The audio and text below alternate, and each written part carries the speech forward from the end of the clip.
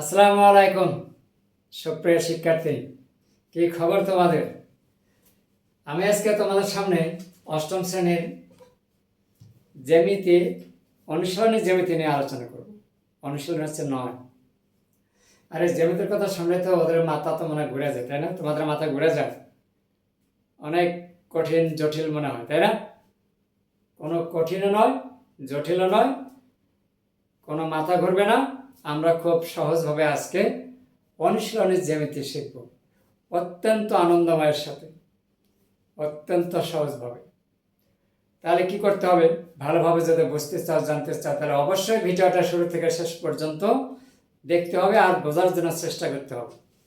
যদি ধৈর্য সহকারে দেখো, প্রশ্নটা কিন্তু এখানে লিখে রাখছি, দেখো 7 নম্বর জ্যামিতি অনুশীলনী 9 থেকে বলছি 7 নম্বর।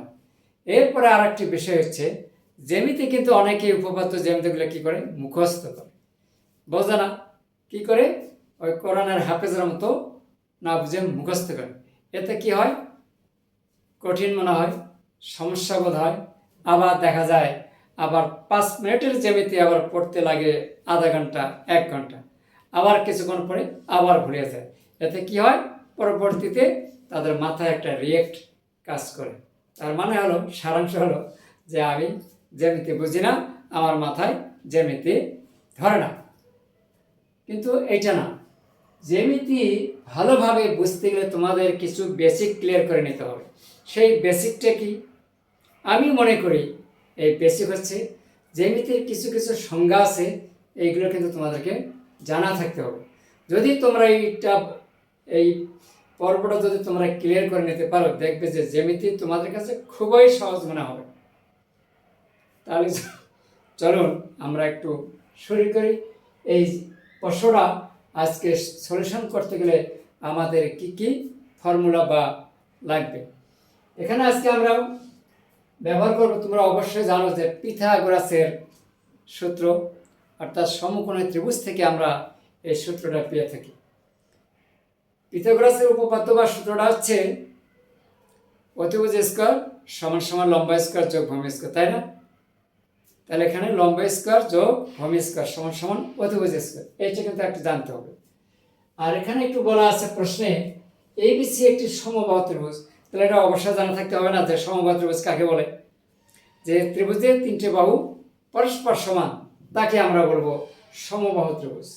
তাহলে আমি চিত্রটা একটু এখানে এঁকে নিই। মনে করি এ বি সি একটা সমবাহু ত্রিভুজ। আর কি বলছে? এডি বিসি এর উপর লম্ব, তাহলে এ ডি, তাহলে এখানে আমরা লম্ব।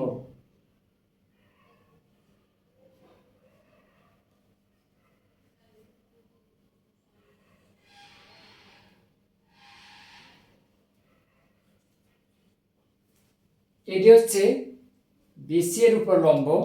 যখন আমরা এই বিন্দু থেকে বিসি এর উপর এটি লম্ব আঁকলাম, কিন্তু লম্বের গোড়ায় কত ডিগ্রি কোণ উৎপন্ন হয় তাকে তোমরা জানো?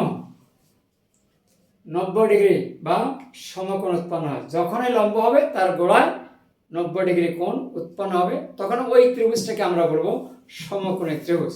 তাহলে সমকোণী ত্রিভুজ কিভাবে? এর অবশ্যই একটা সংজ্ঞা আছে। ওই যে আমি শুরুতে কি বললাম, জ্যামিতির কিছু সংজ্ঞা জানতে হবে। এই সংজ্ঞাগুলো যদি তোমাদের ভালো জানা থাকে, তাহলে জ্যামিতিতে কখন কি বলতেছি, কি কি শর্ত আসতেছে, এইগুলো তোমরা সহজভাবে বুঝতে পারবে। আর তখনই তোমাদের কাছে জ্যামিতিটা ভালো লাগবে, তার আগে কিন্তু নয়। তাহলে এখন যেহেতু এডি লম্ব বিসি এর উপর, তাহলে ডি বিন্দুতে এখানে কত ডিগ্রি কোণ? 90 ডিগ্রি কোণ বা এক সমকোণ। আমরা এ বি টি একটা ত্রিভুজ, এ সি টি একটা ত্রিভুজ। তাহলে এখানে যদি 90 ডিগ্রি কোণ হয়, এখানে তাহলে 90 ডিগ্রি কোণ হবে। এই দুইটা ত্রিভুজের আমরা যে কোনো একটা ত্রিভুজ নিয়ে নেব, ঠিক আছে? আর দুইটা ত্রিভুজই হচ্ছে সমকোণী ত্রিভুজ। এখন এই লম্ব আবার কি করে? বিটিকে সমান 2 ভাগে ভাগ করে। তাহলে কেন ভাগ করে? এখানে তো সমান 2 ভাগে ভাগ করে, তা তো এখানে উল্লেখ নাই। তাহলে আমরা কেন এই কথাটা বলবো? যে এডি বিসি কে সমান দুই ভাগে কিন্তু ভাগ করে। এটা হচ্ছে আমাদের একটা কন্ডিশন অনুযায়ী। কি সেই কন্ডিশন? সমবাহু ত্রিভুজের শীর্ষ থেকে বিপরীত বাহুর উপর যদি একটা লম্ব অঙ্কন করা যায়, ওই লম্বটা কি করে ওই বাহুকে সমদ্বিখণ্ডিত করে, অর্থাৎ বিসি বাহুকে সমদ্বিখণ্ডিত করবে। যে বাহুর উপর লম্ব স্ট্যান্ডিং অবস্থায় আছে সেই বাহুকে সমদ্বিখণ্ডিত করবে। তাহলে আমরা এখানে সূত্রটা কিন্তু আমরা লিখে দেবো এখন সাইড নোটে। তো তার আগে বিস্তারিতগুলো একটু বললাম। প্রথমে নিয়ে নেব বিশেষ নির্বাচন।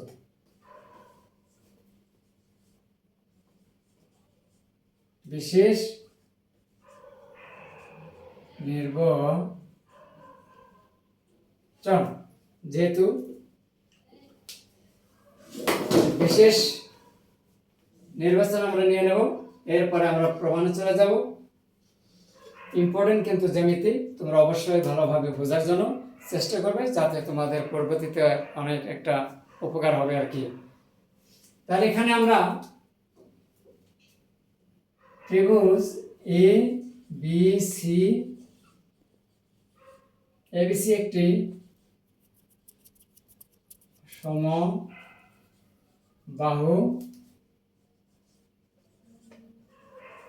ত্রিভুজ, ঠিক আছে? সমবাহু ত্রিভুজ অর্থাৎ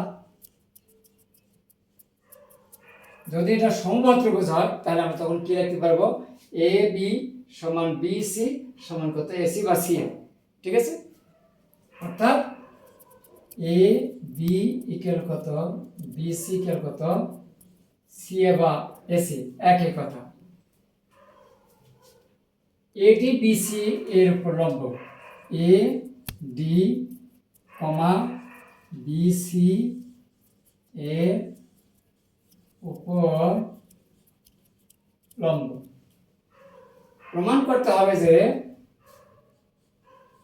প্রমাণ করতে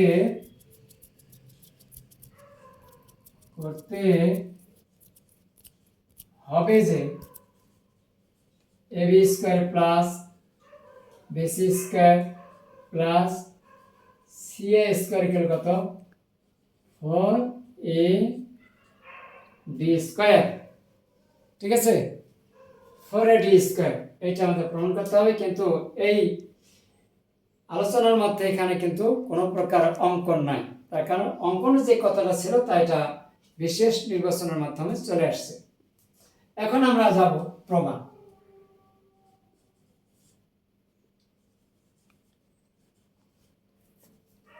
প্রমাণ এবিসি ত্রিভুজ এ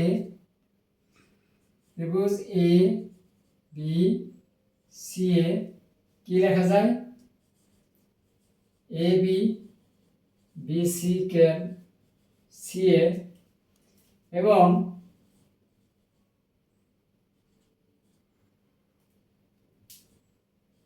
বি ডি সমান সমান ডিসি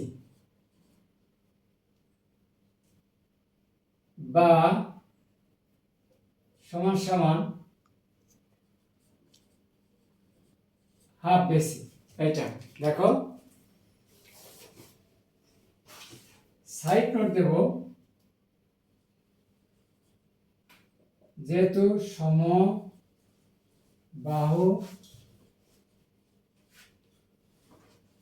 ত্রিভুজের শীর্ষ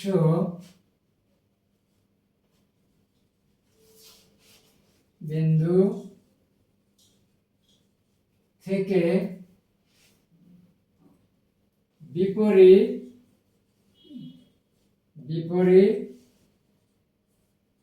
বাহুর উপর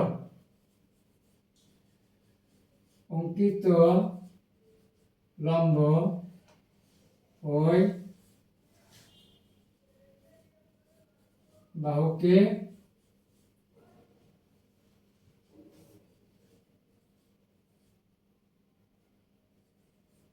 খণ্ডিত করে। এইটা হচ্ছে আমাদের সাইড নোট। এখানে যে বিডি সমান ডিসি আবার বিটি বিসি কি হয় বিসি এর অর্ধেক, এই অংশটা কি হয় পুরো অংশটা অর্ধেক। তাহলে এখন বিটি সমান ডিসি কিভাবে হলো এটা তোমরা বুঝতে পারছো? ওই যে আমি লিখে দিচ্ছি সমবাহু ত্রিভুজের শীর্ষবিন্দু থেকে বা এখানে যদি শীর্ষ বিন্দু যদি না দেয় অসুবিধা নাই, তাহলে শীর্ষ থেকে বিপরীত বাহুর উপর অঙ্কিত লম্ব ওই বাহুকে সমদ্বিখণ্ডিত করতে, সেই সাপেক্ষে আমরা লিখতে পারি বিটি ডিসি। তাহলে অবশ্যই আমাদের এই বিষয়টা জানতে হবে, বা সমদ্বিবাহু ত্রিভুজের ক্ষেত্রেও কিন্তু হবে। তাহলে এটা হচ্ছে লম্ব, আর এই লম্বটা কি করলো বিসি কে সমান দুই ভাগে ভাগ করে দিল। তাহলে আমরা লিখতে পারি বিটি সমান ডিসি, অতএব বিটি ইকুয়াল হাফ বিসি। এইবার আমরা আসি এবিসি। এখন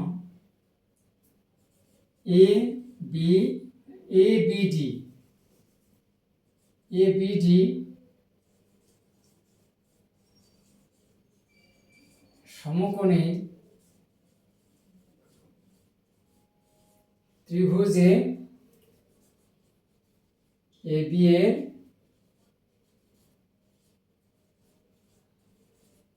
অতিভুজ, এবি এর অতিভুজ। এখানে কিন্তু সংজ্ঞাটা জানার তোমাদের খুবই দরকার, তার কারণ এ বিটি একটা সমকোণ, সমকোণের বিপরীত বাহুটার নাম হচ্ছে অতিভুজ।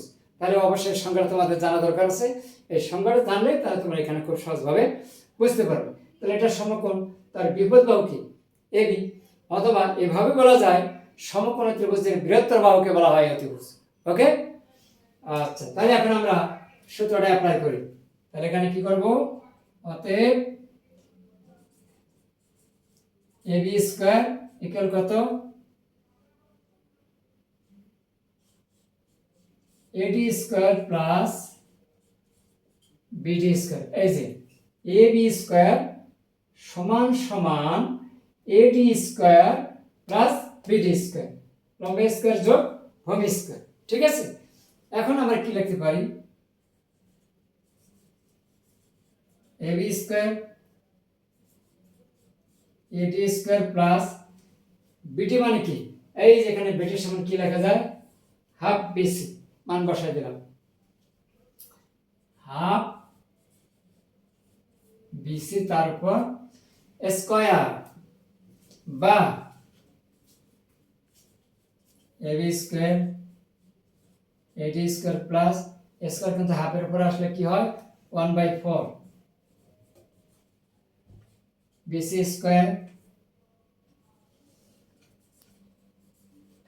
এবি স্কয়ার সমান এডি স্কয়ার প্লাস 1/4। এই যে বিসি সমান কি লেখা যায়, বিসি সমান লেখা যায় এবি, তাহলে এখানে হবে এবি স্কয়ার, যেহেতু বিসি সমান সমান এবি, এখানে কিন্তু বলা আছে এখানে। তাহলে মাঝে মাঝে কিন্তু নজরটা একটু ঘুরে ঘুরে করতে হবে। তাহলে এরপরে আমরা এদিকে আসি একটু। এখন দেখো তোমরা এই যে 1/4 এবি স্কয়ার আছে না ডান পাশে, এটা আমরা বাম পাশে নিয়ে আসি, এবি গুলো এবির দিকে নিয়ে যাই, এবি গুলো একদিকে হবে আর কি। তাহলে এখানে লেখা যায় A B square minus 1/4 A B square ডাইনে থাকে এডি স্কয়ার। এখন যদি আমরা এখানে লসাগু করি 4 হবে, এই যে 4, তাহলে নিচে একটা 1 আছে, 4 দ্বারা গুণ, তাহলে 4 A B square minus A B square equal কত এডি স্কয়ার, বা 4টা থেকে একটা বাদ গেলে থাকে 3 এবি স্কয়ার ইকুয়াল কত, এই 4 দ্বারা ডান দিকে আর মধ্যে নিচে একটা 1 আছে, তাহলে 4 এডি স্কয়ার। বা এখন দেখো 3 এবি স্কয়ার আছে, এটাকে আমরা কিভাবে লিখতে পারি, A B square plus A B square plus A B square সমান সমান 4a বি স্কয়ার। অতএব এবি স্কয়ার প্লাস এই যে এবি সমান আমরা কি লিখতে পারি, এই যেখানে এবি সমান কি লেখা যায় বিসি স্কয়ার প্লাস আবার এবি সমান কি লেখা যায় CA square, CA square equal কত 4AB স্কয়ার প্রমাণিত। দেখো কত সহজভাবে হয়ে গেল, খুবই সহজ। তোমরা যদি এটা মুখস্থ করো, হাফেজের মতো মুখস্থ করো, তাহলে কি হবে না, আমাদেরকে বুঝতে হবে, বুঝে বুঝে লিখলে খুব সহজ মনে হবে, মনে করলে যে সব দেখে দেখে লিখতেছো এরকম, তাহলে অবশ্যই ভালোভাবে বুঝতে হবে। জ্যামিতি উপপাদ্য একদম মুখস্থ নয়, তোমরা পারবে, অবশ্যই পারবে, কেন পারবে না, মনোযোগ সহকারে চেষ্টা করো, ধৈর্যের সহিত, দেখবে যে তোমাদের কাছে জ্যামিতি খুব সহজ হয়ে যাচ্ছে। এইভাবে আমি আবারও বলছি, যেহেতু এটা একটা সমবাহু ত্রিভুজ, শীর্ষ থেকে বিপরীত বাহু হচ্ছে বিসি, তার উপর লম্ব হচ্ছে এটি, এটি লম্ব বিসিকে সমান দুই ভাগে ভাগ করেছে, সেই ক্ষেত্রে আমরা লিখতে পারি বিটি সমান ডিসি, এই যেখানে লিখেছে। আর অথচ বিটি কিন্তু বিসি এর অর্ধেক, অথবা যদি এই ত্রিভুজ নিতাম তাহলে কি হতো, ডিসি হইতো বিসি এর অর্ধেক। এই দুটো ত্রিভুজের মধ্যে যে কোনো একটা নিচে। আর ত্রিভুজগুলো কিন্তু হচ্ছে কি ত্রিভুজ, সমকোণী ত্রিভুজ। কেন, যেহেতু লম্ব আছে, লম্ব থাকলেই ওই ত্রিভুজটা সমকোণী ত্রিভুজ। তো সমকোণী ত্রিভুজ থাকলে সেখানে একটা সূত্র পাবো, সেই সূত্রটা কার সূত্র নামে পরিচিত, পিথাগোরাসের উপপাদ্য। তাহলে পিথাগোরাসের উপপাদ্যটা কি, লম্ব স্কয়ার যোগ ভূমি স্কয়ার সমান সমান অতিভুজ স্কয়ার। দেখো কত সহজ, একদম সহজ। তাহলে এইভাবে আমরা এখানে এই যে এবিটি সমকোণী ত্রিভুজটা নিলাম এখানে, আর এবিটা কি, অতিভুজ। সংজ্ঞা জানতে হবে, সমকোণী বিপরীত বাহুকে অতিভুজ বলে, অর্থাৎ এবি হচ্ছে অতিভুজ। তাহলে আমরা এখানে একটা সূত্র পাই, তাই না, এবি স্কয়ার ইকুয়াল, মানে অতিভুজ স্কয়ার ইকুয়াল এডি স্কয়ার প্লাস বিডি স্কয়ার, অর্থাৎ ভূমি স্কয়ার, লম্ব স্কয়ার যোগ ভূমি স্কয়ার। আমি এখানে একটু সাইড নোটটা লিখে দেই, যে পিথাগোরাসের উপপাদ্য অনুসারে